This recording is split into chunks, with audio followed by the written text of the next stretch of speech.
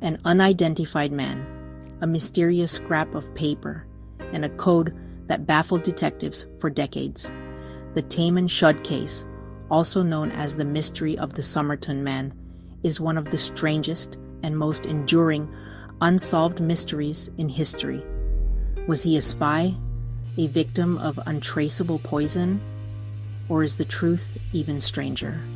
Let's unravel the facts and theories behind this incredible story.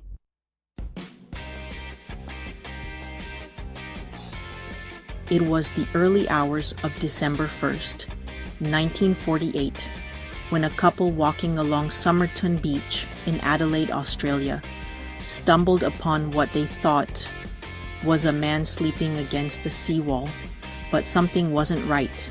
He wasn't moving. Host. The man was dead. He was well dressed in a suit and tie with polished shoes, but curiously, he had no wallet, no ID, and no personal belongings that could identify him. Adding to the mystery, all labels had been removed from his clothing. It was as though someone wanted to erase his identity.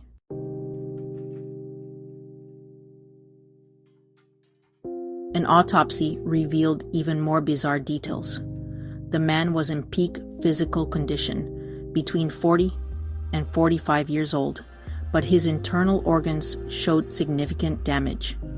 His stomach, liver, and spleen were congested, indicating possible poisoning, yet no trace of any known toxin could be found. Host. To make matters worse, the cause of death was officially listed as unknown, leaving investigators with no leads. That's when a new clue emerged.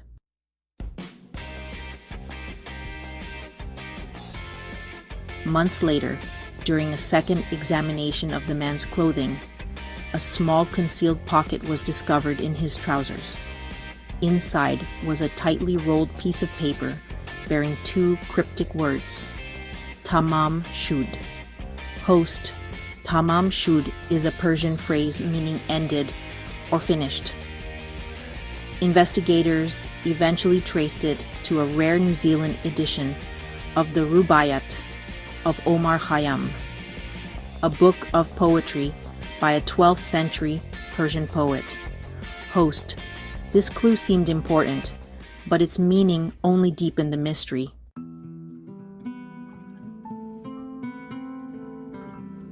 A breakthrough came when police found a copy of the Rubaiyat in an unlocked car near Somerton Beach.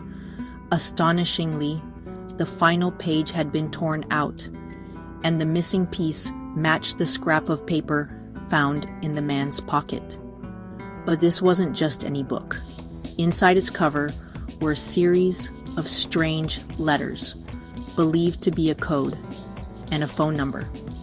The phone number led detectives to a local woman named Jessica Thomson. Her connection to the Somerton Man remains one of the most debated aspects of the case.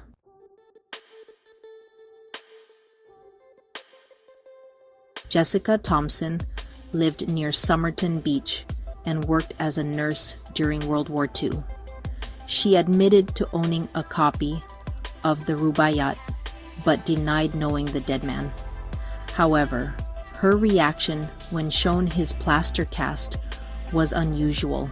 Some say she looked as though she was about to faint. Jessica mentioned giving a copy of the Rubaiyat to a man named Alfred Boxall, a soldier she knew during the war. Police initially suspected the dead man was Boxall, but when they tracked him down, he was alive and well, with his copy of the book intact.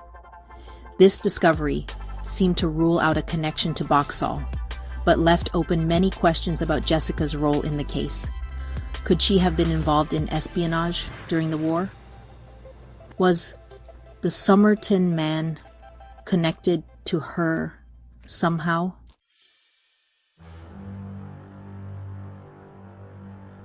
One of the most popular theories is that the Somerton Man was a Cold War-era spy. The timing, just 3 years after World War II, and in the early stages of the Cold War, lends credibility to this idea. Australia, with its proximity to sensitive military facilities, could have been a hotspot for espionage activity. The mysterious code found in the Rubaiyat, combined with the fact that his identity was deliberately erased, fits the profile of covert operations. Could Taman Shud have been a message or a symbol of his mission's end?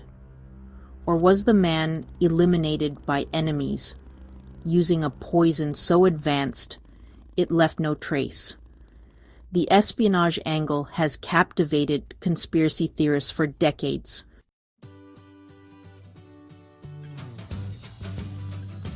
In 2022, a potential breakthrough occurred. Using advanced DNA analysis from hair samples found in a plaster cast of the Somerton Man's face, researchers identified him as Carl Charles Webb, an electrical engineer and instrument maker from Melbourne. Webb was 43 years old at the time of his death. He had separated from his wife and left little trace of his life. But while his identity might finally be known, the circumstances of his death are still a mystery. Why was he in Adelaide? What led him to Somerton Beach?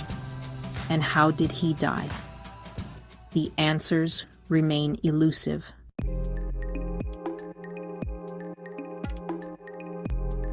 The Taman Shud Case is more than just a murder mystery. It's a story of secrets, cryptic clues, and unanswered questions that has captured the imagination of people around the world.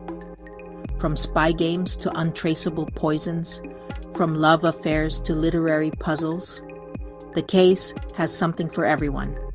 And even with modern advancements, some mysteries remain locked in time.